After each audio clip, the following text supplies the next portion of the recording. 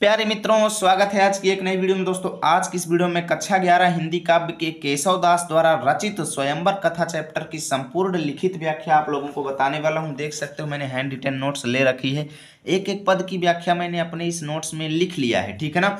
संदर्भ, प्रसंग, व्याख्या, काव्य सौंदर्य सब कुछ आपको अच्छे से एक्सप्लेन करूंगा। तो चलिए बिना देरी किए हुए वीडियो को शुरू करते हैं। मैं आपको बता दूं, ऐसा एक्सप्लेनेशन अभी तक किसी भी यूट्यूब चैनल पर नहीं बताया गया है जैसा आज की इस वीडियो में आपको बताने वाला हूं। तो चलिए शुरू करते हैं। तो यहाँ पर सबसे पहले चैप्टर का बेसिक इन्फो देख लेते हैं। यहाँ पर बताया गया है कि रामचंद्रिका के स्वयंवर कथा से अवतरित है, यानी यहाँ पर स्वयंवर कथा का वर्णन किया गया है। धनुष भंग का वर्णन यहाँ पर भी किया गया है, ठीक है ना। श्री रामचंद्र जी के द्वारा स्वयंवर कथा में आगमन से लेकर के धनुष भंग तक का पूरा वर्णन आपको अगले इसके पूरे चैप्टर में मिलेगा, ठीक है ना। तो यहाँ पर देखो, पहला दोहा इसका क्या दिया गया है, ये दोहा छंद में है। इसका जो है सभी का छंद अलग अलग है, ठीक है ना। तो यहाँ पर ये पहला छंद दोहा है, देख लीजिए। खंड परस को शोभिजय सभा मध्य को दंड, अरे मानहु शेष अशेष धर धरन हार बरिबंड। समझना एक एक शब्द को। खंड परस माने होता है महादेव जी, शंकर जी, ठीक है ना, जिसको भोला बाबा भी कहते हैं। तो शंकर जी को माने का, ठीक है ना। शंकर जी का शोभिजय मतलब शोभायमान हो रहा है, सुशोभित हो रहा है। सभा मध्य माने सभा के बीच में, कोदंड माने धनुष, ठीक है ना। यानी स्वयंवर कथा का वर्णन करते हुए केशवदास जी कहते हैं कि भगवान शिव जी का धनुष जो है सभा के मध्य में इस प्रकार सुशोभित हो रहा है। शोभिजय मतलब सुशोभित हो रहा है। भगवान शिव जी का धनुष सभा के मध्य में इस प्रकार सुशोभित हो रहा है जैसे मानो, मानो मतलब मानो, शेष माने शेष नाग ने, ठीक है ना। मानो शेष नाग ने, अशेष माने समस्त, अशेष माने समस्त, ठीक है ना। अशेष माने समस्त, धर माने पृथ्वी को। मानो शेष नाग ने समस्त पृथ्वी को, ठीक है ना। मानो शेष नाग समस्त पृथ्वी को धरनहार मतलब धारण करने वाले। कौन है संपूर्ण पृथ्वी को धारण करने वाले? कौन है? शेषनाग, ठीक है ना। पृथ्वी उन्हीं के बल पर टिकी हुई है, तो उन्हीं को संपूर्ण पृथ्वी का धारणहार मतलब धारण करने वाला कहा जाता है। तो धरणहार मतलब धारण करने वाले, यानी पृथ्वी को धारण करने वाले। बरिबंड माने प्रबल, ठीक है ना। यानी कि सभा के मध्य में शिव जी के धनुष को देखकर ऐसा लग रहा था, वो इस प्रकार सुशोभित हो रहा है मानो जो है संपूर्ण पृथ्वी को, ठीक है ना। कैसे लिखेंगे? समस्त पृथ्वी को धारण करने वाले प्रबल शेष नाग जी उपस्थित हों। यानी उस धनुष को देखकर ऐसा लग रहा था मानो अशेष माने समस्त, धर माने पृथ्वी को, धरनहार मतलब धारण करने वाले, बरिबंड माने प्रबल, शेष नाग वहां पर हों। यानी कि धनुष की तुलना किसके साथ कर दी गई? शेष नाग के साथ, ठीक है ना। उस धनुष को ही शेष नाग बना दिया गया। अब इसका मतलब क्या है भाई? इसका मतलब ये है कि धनुष की विशालता उस समय जिस प्रकार दिखाई दे रही थी उस प्रकार शेष नाग जी हैं। यानी जो है जिस प्रकार शेष नाग जी विशाल हैं वैसे ही धनुष भी विशाल लग रहा था, ठीक है ना। अब इसकी व्याख्या कैसे लिखेंगे वो चीज़ मैं आपको बता देता हूँ। देखो, आप लोगों को एक तरफ लिखना है खंड परस को शोभिजय, दूसरी तरफ बरिबंड डैश डैश कर देना। संदर्भ एग्जाम में पूछा जाएगा तो कैसे लिखेंगे? प्रस्तुत पद्यांश हमारी पाठ्य पुस्तक हिंदी के काव्य खंड में संकलित एवं केशवदास द्वारा रचित स्वयंवर कथा नामक पाठ से अवतरित है, ऐसे लिख देना। प्रसंग देख लो, प्रस्तुत पद में शिव जी के धनुष की तुलना शेष नाग के साथ की गई है। ओके, व्याख्या देख लो। सीता जी के स्वयंवर की कथा का वर्णन करते हुए केशवदास जी कहते हैं कि सभा के बीच में रखा हुआ शिव जी का धनुष इस प्रकार सुशोभित हो रहा है मानो समस्त पृथ्वी को धारण करने वाले प्रबल शेष नाग हों, ठीक है ना। अर्थात धनुष को शेष नाग की तरह विशाल बताया गया है, ठीक है। काव्य सौंदर्य देख लो, भाषा रहेगी ब्रज, शैली प्रबंधात्मक, अलंकार अनुप्रास, उत्प्रेक्षा, रस, शांत, छंद दोहा रहेगा। तो चलिए चलते हैं अब हम अगले, जो कि अगला पद है सवैया, ठीक है ना। तो भैया इसको भी समझ लेते हैं। शोभित मंचन की अवली गज दंतमयी, छवि उज्ज्वल छाई, ईस मनो वसुधामि सुधारि सुधाधर मंडल मंडी जोन्हाई। अरे तामह के सवदास मिराजत राजकुमार, सबय सुखदाई, देवन स्यों जनु देव सभा, शुभ सिय स्वयंवर देखन आई, शुभ सिय स्वयंवर देखन आई। समझना, शोभित मतलब सुशोभित हो रही है। मंचन की माने मंचों की, अवली माने पंक्तियां। मंच जो आप लोग जानते हैं, जैसे 15 अगस्त के दिन स्कूल में मंच बनाया जाता है, ठीक है ना। तो वैसे ही मंच देखिए शोभित हो रहा है। मंचन की माने मंचों की, अवली माने पंक्तियां, गजदंतमयी, गजदंतमयी गज माने हाथी, दंत माने दांत से, मई माने बनी हुई, यानी कि हाथियों के दांत से बनी हुई मंचों की पंक्तियां शोभित हो रही हैं, सुशोभित हो रही हैं, ठीक है ना। यहाँ पर लिखेंगे केशवदास जी कहते हैं कि हाथी के दांत से बने हुई मंचों की पंक्तियां सुशोभित हो रही है, ठीक है ना। और छवि उज्ज्वल छाई, छवि उज्ज्वल, उज्ज्वल माने प्रकाशवान यानी प्रकाश से युक्त, छवि माने छवि, छाई मतलब छाई हुई है। तो पूरी लाइन का अर्थ कैसे लिखेंगे? केशवदास जी कहते हैं कि हाथियों के दांत से बने हुए मंचों की उज्ज्वल छवि, ठीक है ना, उज्ज्वल छवि सुशोभित हो रही है और छाई हुई है, ऐसे आप लिख देंगे, ठीक है ना। कैसे लिखेंगे कि हाथियों के दांत से बने हुई मंचों की छवि जो है बहुत ज़्यादा सुशोभित हो रही है और वह प्रकाशवान भी है, ऐसे भी लिख सकते हो, प्रकाशवान छवि जो है सुशोभित हो रही है और छाई हुई है सभी जगह, ठीक है ना।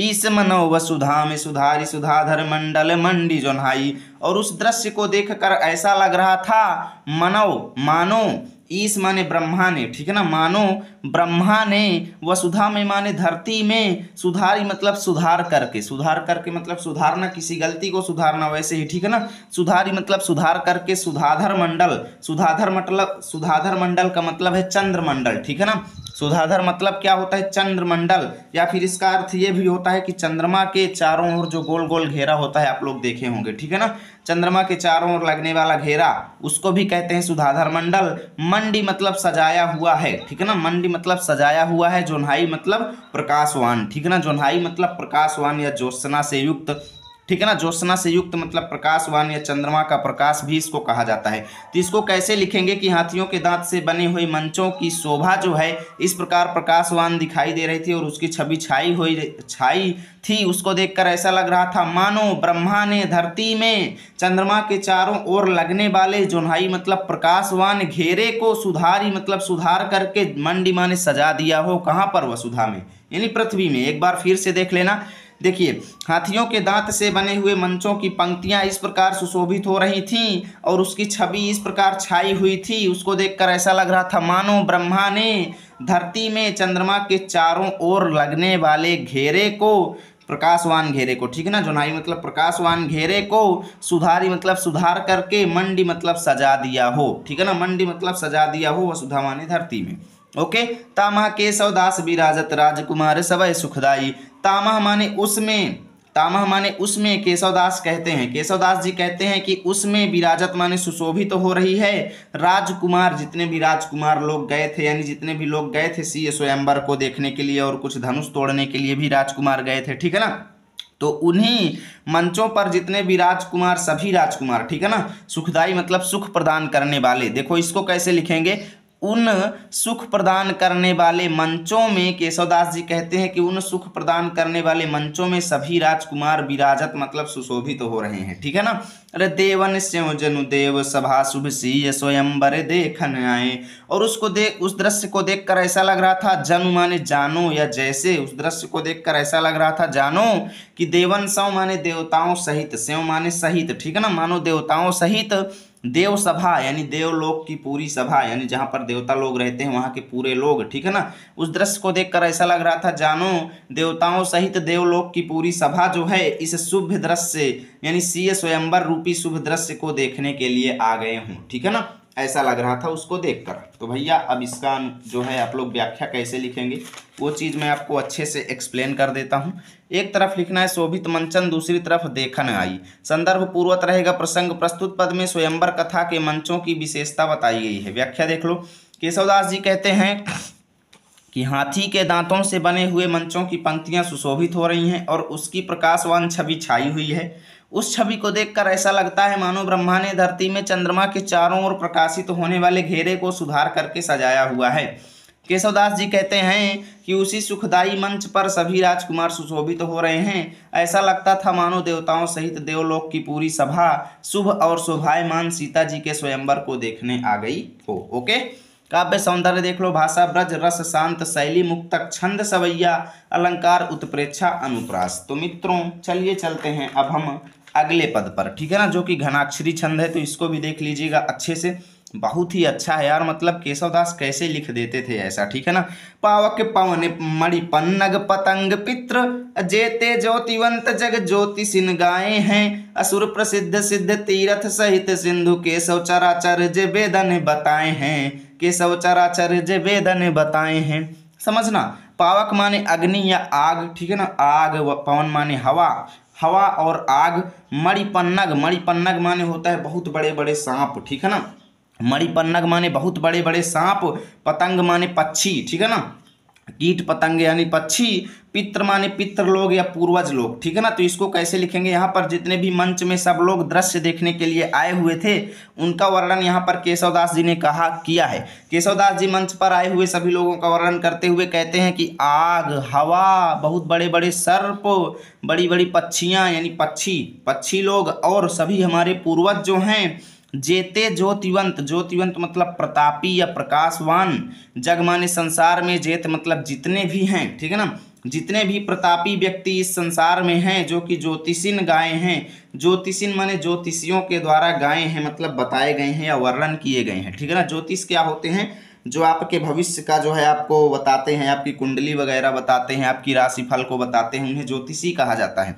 तो क्या कहते हैं कि वहाँ पर उस सभा में जो है पावक यानी आग भी, पवन माने हवा भी, मणिपन्नग, मणिपन्नग माने बड़े बड़े सर्प, और पक्षी यानी और पितृ लोग यानी हमारे पूर्वज लोग, जितने भी प्रतापी लोग इस संसार में हैं जो कि ज्योतिषियों द्वारा बताए गए हैं, यानी ज्योतिष लोग जिन्हें अपनी रचनाओं में बताए हुए हैं, जितने भी प्राणियों की चर्चा उन्होंने अपने ज्योतिषों में किया है। असुर प्रसिद्ध, असुर माने राक्षस लोग, प्रसिद्ध व्यक्ति मतलब फेमस व्यक्ति, ठीक है ना, और सिद्ध तीर्थ, सिद्ध तीर्थ मतलब सिद्ध तीर्थ स्थानों से, ठीक है ना, सिद्ध तीर्थ स्थानों से आए हुए लोगों के सहित सिंधु, सिंधु मतलब समुद्री, सिंधु मतलब समुद्री, यहाँ पर अपने से बहुत ऐड करना पड़ेगा। कैसे लिखेंगे देखो मैं बता रहा हूँ। असुर माने राक्षस लोग आए हुए हैं, प्रसिद्ध व्यक्ति आए हुए हैं, सिद्ध तीर्थ स्थानों से लोग आए हुए हैं, सहित माने साथ में, सिंधु मतलब समुद्री इलाकों से भी लोग आए हुए हैं। इतना आपको अपने से ऐड करना पड़ेगा। सिंधु मतलब समुद्री इलाकों से लोग आए हुए हैं। अरे केशव चराचर जे वेदन बताए हैं, केशवदास जी कहते हैं कि चराचर माने वो सभी प्राणी, जे माने जो वेदन बताए हैं, जो वेदों ने बताया है, यानी वेदों में जितने भी प्राणियों की चर्चा की गई है वो सब आए हुए हैं उस दृश्य को देखने के लिए।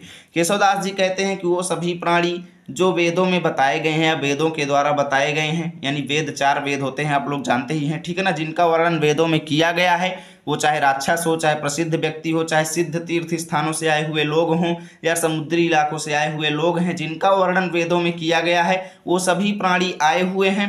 अजर अमर, अज माने जीवात्मा, अजर माने क्षय रहित यानी जिसको नष्ट ना किया जा सके, अमर माने अमर लोग, ठीक है ना, यानी क्षय रहित अमर जीवात्मा, ठीक है ना, क्षय रहित अमर जीवात्मा को कामा लगा कर लिखेंगे। अंगी माने शरीरधारी, अव माने और, अनंगी माने बिना शरीर वाले सब लोग, ठीक है ना। क्या कहते हैं कि कभी न मरने वाली जीवात्मा, ठीक है ना, यानी अर्थात अमर जीवात्मा, शरीरधारी और बिना शरीर वाले सब लोग आए हुए हैं, ठीक है ना, सब लोग आए हुए हैं। बरणी सुनावे ऐसे कौन गुण पाए हैं। केशवदास जी कहते हैं कि बरणी माने उनकी शोभा को, बरणी माने वेशभूषा, ठीक है ना, बरणी माने वेशभूषा को, सुनावे मतलब सुनाए, ऐसे कौन गुण पाए हैं। केशवदास जी कहते हैं कि उनके वेशभूषा का वर्णन कौन ऐसा कवि है जो गुण पाया है, जो कर सकता है, यानी ऐसे गुण किस कवि के अंदर हैं जो उनकी शोभा का वर्णन कर सकता है, अर्थात अवर्णनीय है भैया।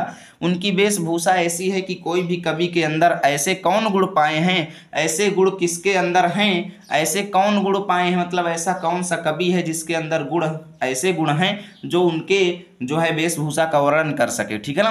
वर्णि सुनावे यानी उनके वेशभूषा का वर्णन करे, ऐसे कौन गुण पाए हैं, ऐसे गुण किस कवि ने प्राप्त किया है, अर्थात भैया उनका वर्णन कोई भी कवि नहीं कर सकता, कवियों की सीमा से भी अगम है, ठीक है ना। सीता के स्वयंवर को रूप अवलोकिबे को, भूपन को रूप धरि विश्व रूप आए हैं।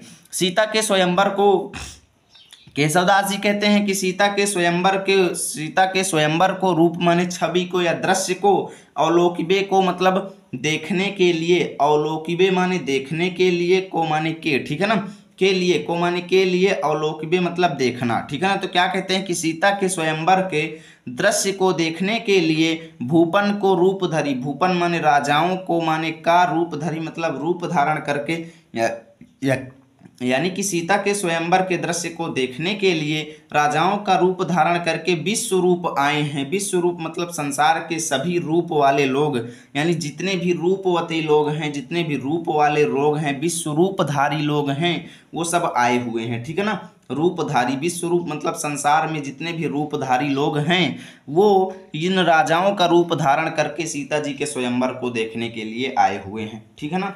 तो अब भैया इसकी व्याख्या कैसे लिखेंगे, थोड़ा बहुत डाउट जो होगा आपको समझ में आ जाएगा। ठीक है ना। काफ़ी लोग इस चैप्टर को बहुत कठिन बताते हैं, लेकिन मैंने बहुत सरल बनाने का प्रयास किया है। ठीक है ना, आप लोगों को समझ में आएगा। पावक पवन दूसरी तरफ आए हैं। संदर्भ पूर्वक प्रसंग प्रस्तुत पद में सीता के स्वयंवर में आए हुए लोगों का वर्णन किया गया है। व्याख्या, सीय स्वयंवर में आए हुए लोगों का वर्णन करते हुए केशवदास जी कहते हैं कि अग्नि, वायु, बड़े बड़े सर्प, पक्षी, सभी पितृगण आदि जितने भी प्रतापी लोगों के बारे में ज्योतिषियों ने बताया है वह सब आए हुए हैं। राक्षस लोग, अनेक प्रसिद्ध लोग, सिद्धि प्राप्त हुए तीर्थ स्थानों एवं समुद्री इलाकों से आए हुए लोग, अर्थात वेदों में जितने भी प्रकार के लोगों को बताया गया है वे सब आए हैं। क्षय रहित अमर जीवात्मा, शरीरधारी और बिना शरीर वाले सब लोग आए हुए हैं। उनके वेशभूषा का वर्णन करने के लिए किसी भी कवि के पास गुण नहीं है। केशवदास जी कहते हैं कि सीता जी के स्वयंवर के इस दृश्य को देखने के लिए राजाओं का रूप धारण करके विश्व के तमाम रूपी व्यक्ति आए हुए हैं। ठीक है ना, रूपी मतलब रूपवती लोग।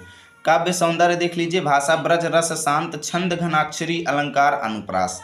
अब मित्रों चलिए चलते हैं हम अगले सवैया पर, जो कि आप सभी को दिख रहा है। अरे सातहु दीपन के अवनि पत हारी रहे जिय में जब जाने, अरे 20 बिसे व्रत भंग भयो, सो कहो अब केशव को धनु ताने, शोक की आगी लगी परिपूर्ण आई गए घनश्याम बिहाने, जानकी के जन कादिक के सब फूल उठे तरु पुण्य पुराने, फूल उठे तरु पुण्य पुराने। समझना, सातों दीपन, दीपन माने दीपों यानी महाद्वीपों के, महाद्वीपों का नाम आपने सुना होगा। पूरी पृथ्वी में 7 महाद्वीप हैं। ठीक है ना, तो सातों द्वीप यानी सातों महाद्वीप के यानी पूरी पृथ्वी के, ऐसा कह लो पूरी पृथ्वी के अवनीपत माने राजा लोग, अवनीपति माने राजा लोग, पूरे पृथ्वी के राजा लोग हारी रहे जिय में जब जाने। हारी रहे मतलब हार गए, जिय में मतलब मन में, यानी मन ही मन वो सब राजा लोग हार गए जब जाने। क्या जाने? धनुष की कठोरता के बारे में। जितने भी राजा लोग थे देखे कि यार इतना विशाल धनुष है कि कोई उठा ही नहीं पा रहा है, तो जब उन्होंने धनुष की कठोरता के बारे में जब जाने, जैसे ही वो जान गए तो भाई वो मन ही मन में हार गए। हारी रहे जिय में यानी मन में हार गए। अरे 20 बिसे व्रत भंग भयो, सो कहो अब केशव को धनु ताने। केशवदास जी कहते हैं कि अब, ठीक है ना, केशवदास जी कहते हैं कि 20 बिसे व्रत का मतलब है पूर्ण रूप से। ठीक है ना, पूर्ण रूप से व्रत माने प्रतिज्ञा, यानी राजा जनक जी की जो पूर्ण रूप से प्रतिज्ञा थी। ठीक है ना, राजा जनक की प्रतिज्ञा जो है, व्रत माने प्रतिज्ञा जो है, पूर्ण रूप से, 20 बिसे माने पूर्ण रूप से, भंग भयो माने भंग हो गई। यानी राजा जनक ने क्या प्रतिज्ञा किया था कि जो धनुष तोड़ेगा उसके साथ में अपनी बेटी की शादी करूंगा। ठीक है ना, तो यहाँ पर क्या कहते हैं कि जब राजा लोग अपने मन में हार गए तो ऐसा लग रहा था जैसे राजा जनक की जो प्रतिज्ञा है पूर्ण रूप से भंग होने वाली है। भंग भयो मतलब यह भंग हो गई, ऐसे भी लिख सकते हो। सो कहो अब केशव को धनु ताने, कहो मतलब सो, और इसलिए कहो मतलब कहता है, केशव माने केशव, यानी केशवदास अब कहते हैं कि राजा जनक जी सोचते हैं कि भैया अब को धनु ताने, अब को मतलब कौन, धनु ताने मतलब धनुष को, ताने मतलब ताने का अर्थात तोड़ेगा, ऐसा भी लिख सकते हो। राजा जनक जी मन में सोचते हैं, टेंशन में पड़ गए कि भैया अब धनुष को कौन तोड़ेगा। ठीक है ना। अरे शोक की आग लगी परिपूर्ण आई गए घनश्याम बिहाने, शोक की आग, शोक की अग्नि, ठीक है ना, शोक की आग मतलब अग्नि, लाग मतलब लग गई, परिपूर्ण मतलब पूरे शरीर में। ठीक है ना, आई गए घनश्याम बिहाने। केशवदास जी कहते हैं कि राजा जनक के पूरे शरीर में शोक रूपी अग्नि लग गई, अर्थात उन्हें शोक रूपी अग्नि का मतलब है उनके मन में शोक छा गया और उनको चिंता होने लगी। और उसी समय बिहाने मतलब प्रातः काल ही आई गए मतलब आ गए, घनश्याम मतलब भगवान, घनश्याम मतलब घन माने बादल, श्याम मतलब श्यामल, तो इसका मतलब ये है कि भगवान राम रूपी श्यामल बादल आ गए। ठीक है ना, यानी भगवान राम जैसे ही सवेरे आ गए तो भैया राजा जनक की चिंता को वो नष्ट कर देंगे, ठीक है ना, क्योंकि वो आग से जल रहे हैं तो भाई पानी ही तो आग को बुझाएगा। तो वो क्या कहते हैं कि राजा जनक का पूरा शरीर जो है शोक की अग्नि उनके शरीर में लग गई, परिपूर्ण मतलब पूरे शरीर में। और तभी भगवान राम रूपी श्यामल बादल जो है प्रातः काल आ गए, ठीक है ना। जानकी के जनकादिक के सब फूल उठे तरु पुण्य पुराने। यहाँ पर केशवदास जी कहते हैं कि जानकी के यानी सीता जी का और जनक आदिक, ठीक है ना, जनक आदिक, जनक मतलब राजा जनक, और आदिक यानी आदि सभी लोगों के, ठीक है ना, सब फूल उठे तरु पुण्य पुराने। सब फूल उठे मतलब सब खिल गए, ठीक है ना, सब फूल फूल मतलब फूल गए या खिल गए, उठे मतलब उठ गए, तरु पुण्य पुराने। तरु माने वृक्ष, पुण्य माने पुण्य रूपी, ठीक है ना, यानी जितने भी पुण्य रूपी वृक्ष थे, पुराने मतलब पुराने। तो जैसे ही भगवान राम पहुंचे मंच पर तो भैया सीता जी और जनक जी और इत्यादि सब लोगों का पुराने वृक्ष रूपी पुण्य जो है, ठीक है ना, पुराने वृक्ष रूपी पुण्य जो है वो खिल उठा, अर्थात सब लोगों का पुण्य जो है काम में आ गया, सब लोगों को जो है खुशी मिली, सब लोगों का टेंशन दूर हो गया। तो कैसे लिखेंगे वो चीज़ मैं आपको समझा देता हूँ, ठीक है ना, ताकि आपका एक एक डाउट क्लियर हो जाए। तो आप लोगों को लिखना है, आता हूँ दीपन के तरु पुण्य पुराने संदर्भ पूर्वत प्रसंग प्रस्तुत सवैया में जनक जी की चिंता के विषय में बताया गया है। व्याख्या, संपूर्ण यानी सातों दीपों के राजाओं का जब धनुष की कठोरता के विषय में पता चला, राजाओं को जब धनुष की कठोरता के विषय में पता चला तब वे मन ही मन हार मान लिए। तभी जनक जी की चिंता और बढ़ गई एवं उनका प्रण जो है यानी प्रतिज्ञा जो है पूर्ण रूप से भंग हो गया, तथा वो मन ही मन सोचने लगे कि अब इस धनुष को कौन तोड़ेगा। तभी जनक जी के शरीर पर लगी शोक रूपी अग्नि को बुझाने के लिए भगवान राम रूपी श्यामल बादल प्रातःकाल आ गए। तभी सीता जनक एवं आदि सब लोगों का पुराने पुण्य रूपी वृक्ष खिल गए, अर्थात सब लोग प्रसन्न हो गए, ठीक है। काव्यगत सौंदर्य देख लो, भाषा ब्रज, रस शांत, छंद सवैया, शैली मुक्तक, अलंकार रूपक, अनुप्रास, ठीक है ना। यहाँ से आपका चैप्टर फिनिश होता है। उम्मीद करता हूँ वीडियो अच्छी लगी होगी। प्लीज़ वीडियो को लाइक और शेयर जरूर कीजिएगा। मिलेंगे आपके साथ अगले वीडियो में, तब तक के लिए जय हिंद जय भारत।